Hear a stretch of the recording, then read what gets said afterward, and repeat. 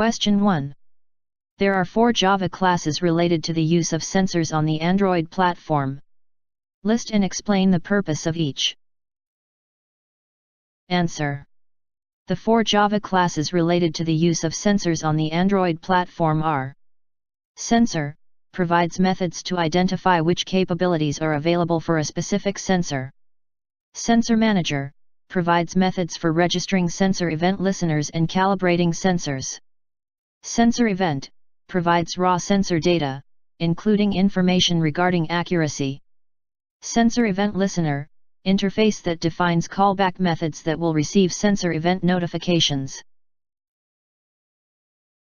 Question 2. What is a content provider and what is it typically used for? Answer. A content provider manages access to a structured set of data. It encapsulates the data and provides mechanisms for defining data security.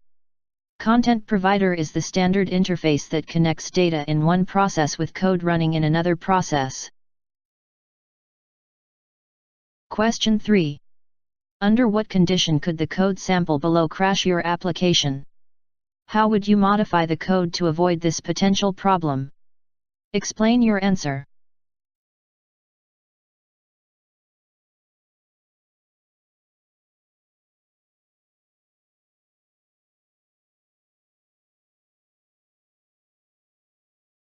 Answer. An implicit intent specifies an action that can invoke any app on the device able to perform the action. Using an implicit intent is useful when your app cannot perform the action, but other apps probably can. If there is more than one application registered that can handle this request, the user will be prompted to select which one to use. However, it is possible that there are no applications that can handle your intent. In this case, your application will crash when you invoke start activity. To avoid this, before calling start activity you should first verify that there is at least one application registered in the system that can handle the intent. To do this, use resolve activity on your intent object. Question 4.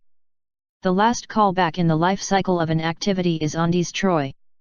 The system calls this method on your activity as the final signal that your activity instance is being completely removed from the system memory. Usually, the system will call onPause and onStop before calling onDestroy. Describe a scenario, though, where onPause and onStop would not be invoked.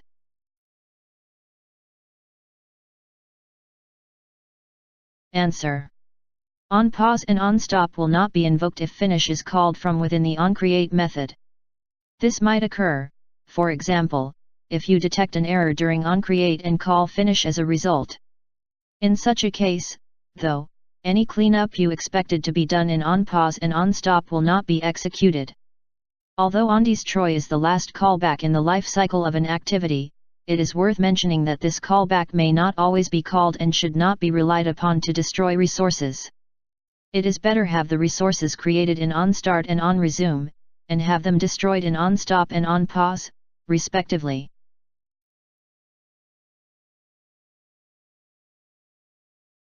Question 5. Describe 3 common use cases for using an intent. Answer. Common use cases for using an intent include: to start an activity, you can start a new instance of an activity by passing an intent to start activity method. To start a service, you can start a service to perform a one-time operation such as download a file by passing an intent to start service. To deliver a broadcast, you can deliver a broadcast to other apps by passing an intent to send broadcast, senderdirect broadcast, or send Stakai broadcast.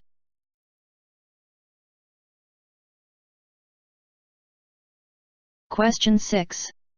Suppose that you are starting a service in an activity as follows.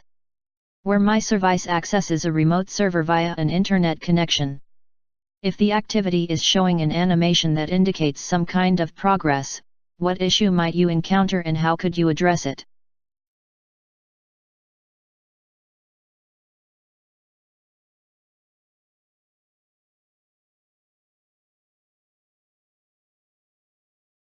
Answer. Responses from a remote service via the internet can often take some time, either due to networking latencies, or load on the remote server, or the amount of time it takes for the remote service to process and respond to the request. As a result, if such a delay occurs, the animation in the activity, and even worse, the entire UI thread, could be blocked and could appear to the user to be frozen while the client waits for a response from the service. This is because the service is started on the main application thread or UI thread in the activity. The problem can and should be avoided by relegating any such remote requests to a background thread or, when feasible, using an asynchronous response mechanism. Note well, accessing the network from the UI thread throws a runtime exception in newer Android versions which causes the app to crash.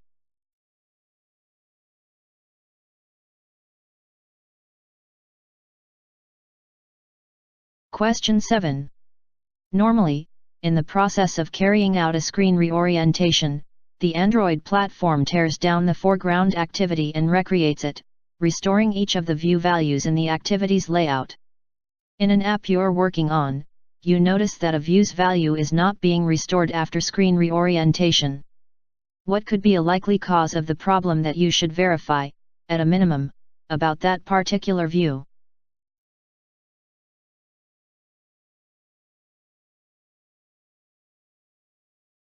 Answer. You should verify that it has a valid ID. In order for the Android system to restore the state of the views in your activity, each view must have a unique ID, supplied by the Android ID attribute.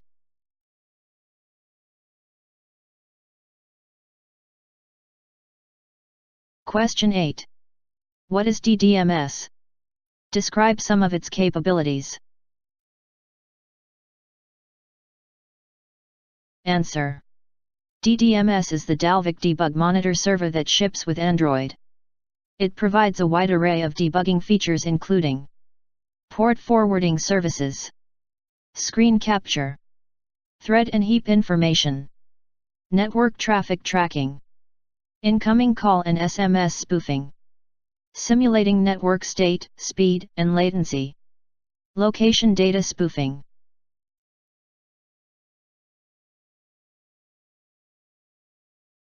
Question 9. What is the relationship between the life cycle of an async task and an activity? What problems can this result in? How can these problems be avoided?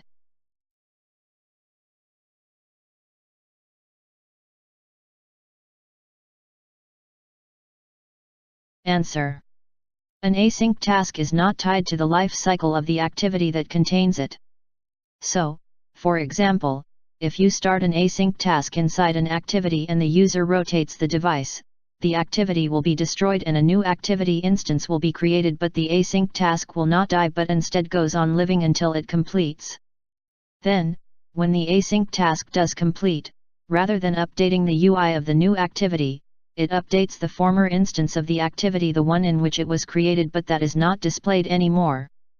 There's also the potential for this to result in a memory leak since the async task maintains a reference to the activity, which prevents the activity from being garbage collected as long as the async task remains alive.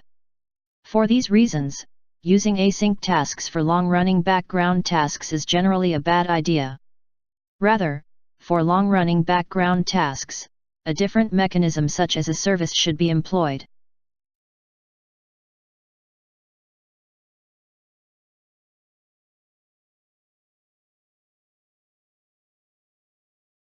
Question 10. What is the difference between a fragment and an activity? Explain the relationship between the two.